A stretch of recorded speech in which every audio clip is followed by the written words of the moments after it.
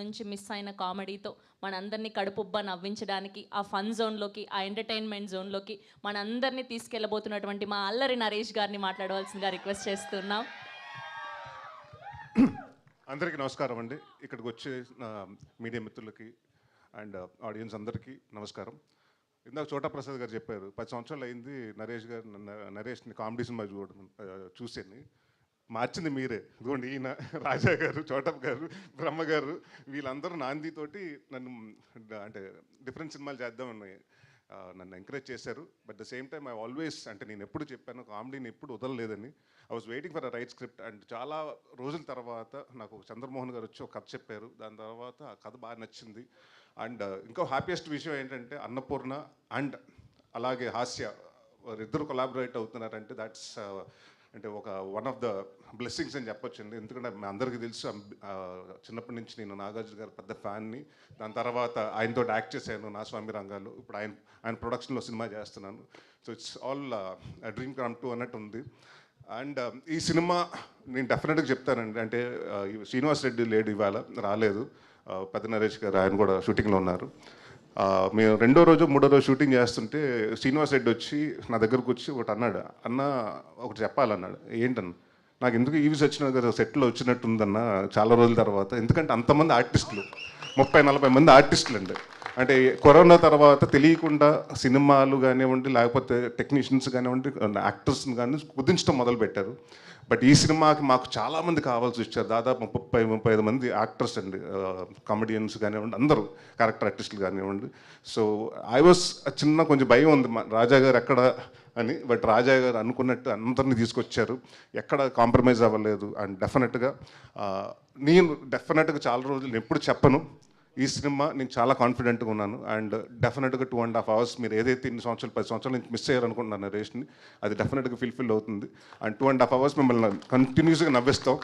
And thanks to Surabhi for been a costar, wonderful costar. And మా రంభ, ఊరచి, మేనక వీళ్ళతోటి సెట్లు అంటే ఇప్పుడు తెలుసు కదా, ఒక్కొక్కరు దిగటానికి ఎంత టైం పట్టింది క్యారవాన్ నుంచి రావడానికి. బట్ ఎప్పుడు పాపం అంటే ఎస్పెషలీ వీళ్ళు ముగ్గురు గురించి ఎందుకు చెప్పాలంటే డిసెంబర్లో షూటింగ్ చేస్తున్నాం. ఆ టైంలో ఆల్మోస్ట్ 6 to 7 ఉంది.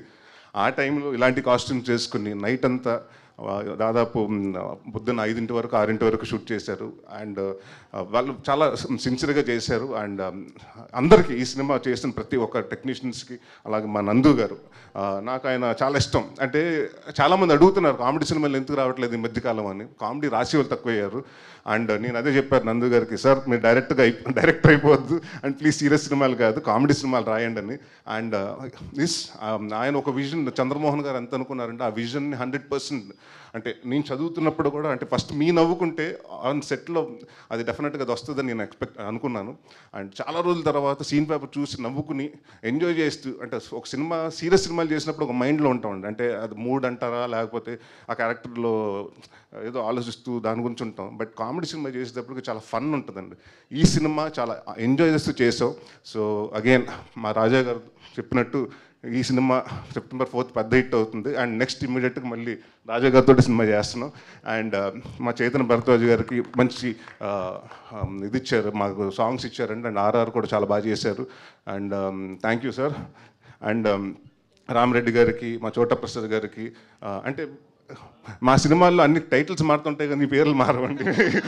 చోటా ప్రసాద్ గారు అండ్ బ్రహ్మకళ్ళి గారు బిన్ కాన్స్టెంట్ నాకు నాంది దగ్గర నుంచి. So they more like a family. And ఈ సినిమా ప్రతి ఒక్కళ్ళు ఒక ప్యాషన్ తోటి, అంటే మేము కొట్టి చూపించాలి హిట్ 100%. అండ్ కామెడీ సినిమా చాలా రోజుల తర్వాత వస్తుంది కాబట్టి జనాలు ఏదైతే ఎక్స్పెక్ట్ చేస్తున్నారో అప్పటికిప్పుడు కొంచెం కామెడీ మారింది. సో అప్డేటెడ్గా మేము అన్నీ తీసుకుని వస్తున్నాం.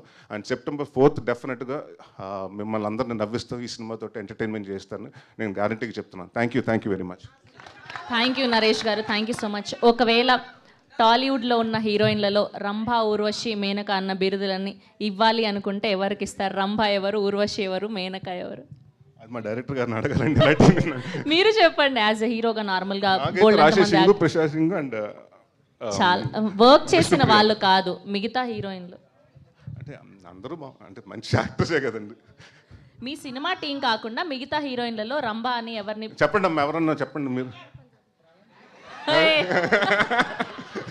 నేను హీరోయిన్ కాదులే కానీ సో బేసిక్గా సో సమాంత గారు ఉన్నారు, తమన్నా గారు ఉన్నారు, కాజల్ అగర్వాల్ గారు ఉన్నారు. సో ఇలా అందరూ ముగ్గురు, మీరు అన్నట్టు ముగ్గురు అనుకోండి. ఓకే, థ్యాంక్ యూ నరేష్ గారు, thank you so much, wishing all the very best. So we have